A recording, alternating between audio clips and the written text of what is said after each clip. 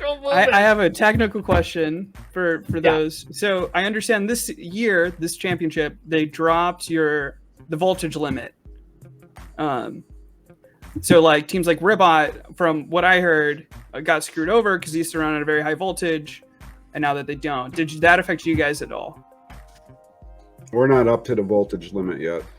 See, it didn't affect us, Parks, but the math on this is almost magical. The higher the voltage, the lower the resistance. And the resistance is what's causing heat. So if you could run it like 1,000 volts, your resistance to that motor would be very, very low. It's like magic. No. And that's what the reason like the high powered electrical lines, they're like at super high voltages, AC voltages, and then there's transformers in your neighborhoods that bring them down and allow you to use it. And so it's like magical math, really. If you're building your own speed controllers, you want to use the highest voltage that BattleBots will allow. And Ribbot, to their credit, those are smart guys, and they build. I saw their board; it's really incredible. The board is the speed controller, it's the control, it's the receiver, it's everything. And that's why you see behind, like when Ribbot's running, they have this laptop and they have all this like telemetry data that they're like collecting for every fight. And that's a kind of a, separates the, what I would call the smart guys, right? They're doing this kind of stuff in teams like us who are just using, available technologies for the most part. Yeah, that's what I heard. It's because they, lower voltage, higher current means more heat, right? Like I heard they had to switch to water cooling this year or something crazy. And in one of the fights, you can see them like spew out some of that water. Well, that's possible, but all of the Team bots are water cooled now. I mean, I don't know if we're the first to do it, but we're just like, Terry, what's it has to do with mass and water, and like it's really good at heat. It's not like we have a radiator per se. What we're doing is circulating water out of just a tank, and we run it past the heat sinks in the speed controls, and then run it back to the tank. So we're basically just dumping heat into the tank because you only have, the match is 3 minutes long, so it's not like you need a radiator and a fan and all that stuff. So we could have aluminum and it would soak up heat also, but water is probably 4.5 times better per weight than aluminum for soaking heat. So I guess that's why people have a lot of water in them, not aluminum. That's a good point someone makes in the chat. They said Uppercut fell afoul of the new voltage limits. Yeah, it's very difficult. If BattleBots lets you. It's difficult to go backwards. Like if you're using this, it's essentially a physics loophole. That the higher your voltage, the lower your resistance. Well, otherwise we'd have a power plant on every block like Thomas Edison wanted, right?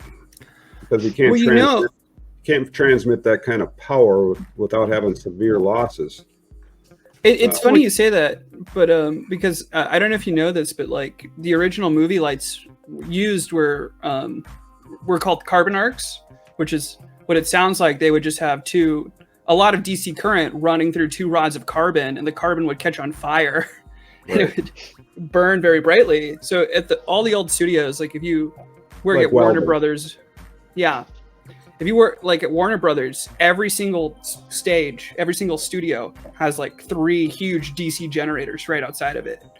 Now, even now, they leave it there. I mean, we don't use them, but because they emit a lot of UV light, so you'll get a sunburn inside, and also your eyes will get fried. So they're not used anymore. What was that question? What was the point of the voltage rule? Yeah, the voltage rule change was before last season, so they were put on they're put on notice that they wouldn't be able to bring in.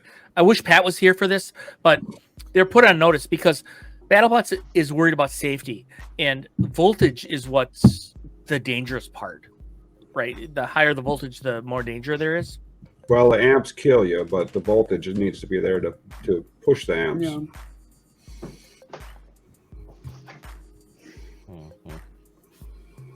Yeah. So I did Rachel, always- Hold on. I did always think it was funny though that like, yeah, it's a rule that this is the voltage limit. You can go beyond it if you get like a special permission.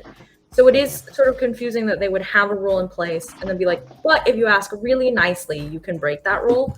well, And almost then they just said no one's going to be allowed to break that rule this time. almost all BattleBots rules are unless you ask nicely and tell us that you can do it safely. Right. Oh, we got a special guest to ask on this voltage battery situation. Ah, here he is. Okay, Captain Battery, tell us the voltage situation. What are we doing here? Why do they put a rule in place to limit battery voltage? A lot of it was just safety. You know, we in the season that they allowed it, we safety guys couldn't touch the bot. Only their guys could touch the bot, and they had the proper safety gloves and stuff because they're running extremely high voltage. And it's totally like Dick said.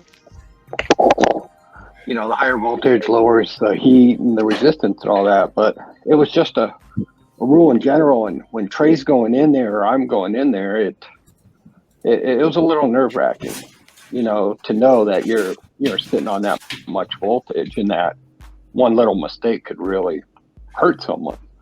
So, you know, and there was just a couple bots that were running it, so the executives and the powers be lowered that voltage this last season. And it's still higher than what most bots were. So, And it's not like they have 4 times as many battery packs in them. They're just wired in a different way in series to jump up the voltage. exactly.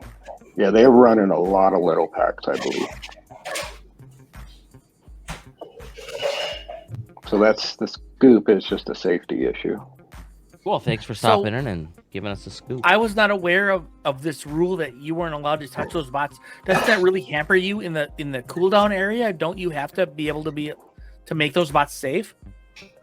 Yeah, but you know those guys are experts, and that was what teams and people need to understand was the guys on those teams are engineers for the automotive industry or super high voltage applications in the automotive field. So they honestly, those guys had more experience than we did, and so we let them, you know, be the leaders in the safety of the direct contact with the bot and removing the batteries. We just stood back and watched and kept an eye that if something did go wrong, we could mitigate, you know, the least amount of damage.